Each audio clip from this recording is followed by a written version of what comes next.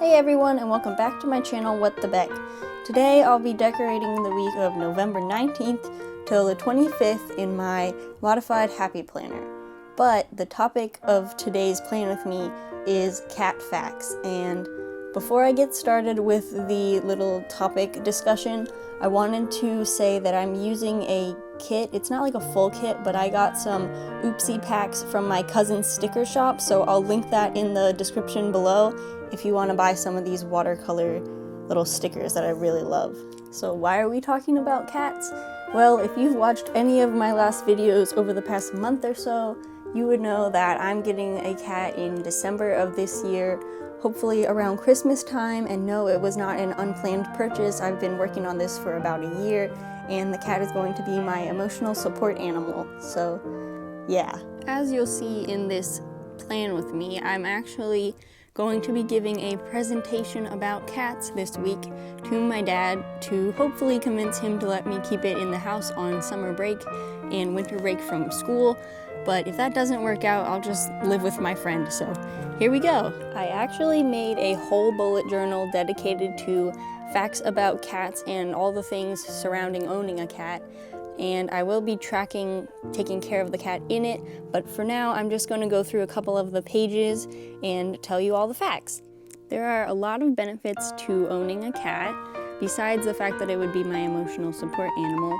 They're fairly independent, low-maintenance pets, less than dogs. They clean themselves, kill mice and bugs, reduce stress and anxiety, lower your risk of heart disease or stroke, improve your sleep quality, are an effective grounding tool, are low-volume pets, increase the owner's sociability, are low-carbon footprint pets, so they're good for the environment, they reduce feelings of loneliness, help establish routine, promote exercise through playtime, promote a clean living area, because if you leave something out, the cat's gonna knock it over, are fairly adaptable pets, so it will be fine going between my house and my apartment. They don't require visits outside, though it would be kind of fun to walk a cat on a leash, and they happily live in small apartments, which is my current living situation. You can tell your cat loves you if they purr, which is kind of a no-brainer, slow blink at you, are vocal, meaning they meow and talk to you, sleep on or near you, lick you, rub their cheeks on you, which is actually scenting, they're putting their scent on you, and if they headbutt you. The ways that you can show you love your cat is slow blinking back when they do it to you, pet them from their nose to their tail in one long motion, let them sleep on your bed, teach them how to do tricks so that you become more bonded, learn their body language so that you can adequately respect their space, and play with them daily. There are a lot of fun tricks that you can teach your cat, some of which overlap with dogs, like sit, stay, give paw, fetch, and walk on a leash, but there are a bunch of other ones that are fun, like high five, skateboard, play piano, jump through your arms, kiss, and wave. Most of these tricks do have YouTube tutorials available. I'm not going to link them because that would be a lot of work, but if you look it up, you'll be able to find them pretty easily. In order to make your house safe for your cat, you have to cat-proof it. So basically, you would want to get rid of cat-unfriendly plants like lilies and other ones you can look up, lock up your medicines and cleaning supplies so that the cat can't get to them, store fragile items up high or in a cupboard behind glass, unplug unnecessary cords that you're not using, or spray them with anti-chew stuff, or put a cord protector on them. Check your cabinets and drawers before you close them. This is more of a behavior you have to learn to do so that you make sure your cat isn't in there. Tape your tablecloth on so your cat can't climb onto it. This is really relevant for my apartment because we have a loose tablecloth, and if we just tape it up to the bottom, the cat can't pull on it. Always close the toilet lid so your cat can't get in there. That's a given, basically. And provide scratching posts and toys so that your cat won't damage your furniture. And another tip for that is cutting their claws fairly regularly, so every 2 to 3 weeks. That way it won't damage your furniture. The healthiest cat food that you can feed is actually raw food, which is usually handmade, nutrient-balanced food that helps keep your cat really active and lively. And a good fun fact about it is it actually makes their waste not smell at all, so that's super fun. But I can't have the mobility, because I don't have a car, to reliably get ingredients for raw food, so the next best thing is to feed canned food.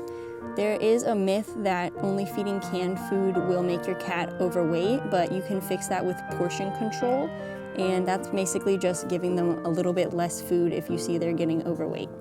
Dry cat food is the worst food that you can feed, especially if you're only feeding dry food, because your cat can become dehydrated fairly easily, since cats don't like to drink still water or plain water much at all. But if you mix wet food with dry food, that could be a budget-friendly alternative that is still more healthy than just plain kibble. As I've said before, cats are fairly low-maintenance pets. The daily routine that you should do with your cat is feed them 2 to 3 meals, and the size will vary depending on what your vet tells you. Give them fresh water, empty the litter box, and play for about an hour before they go to bed.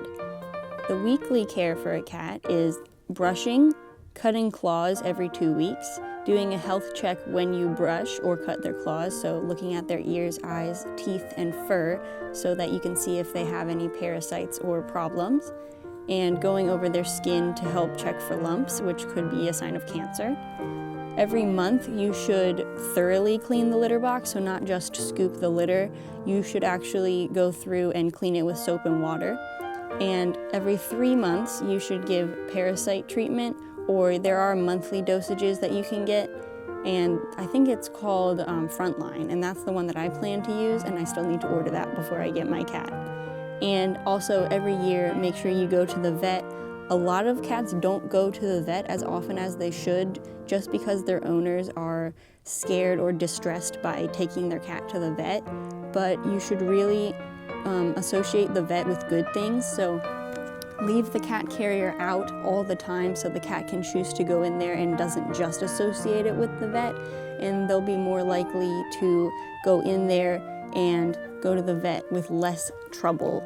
If your cat brings you a dead animal from outside, that means they think that you're horrible at hunting and you need help, like a kitten.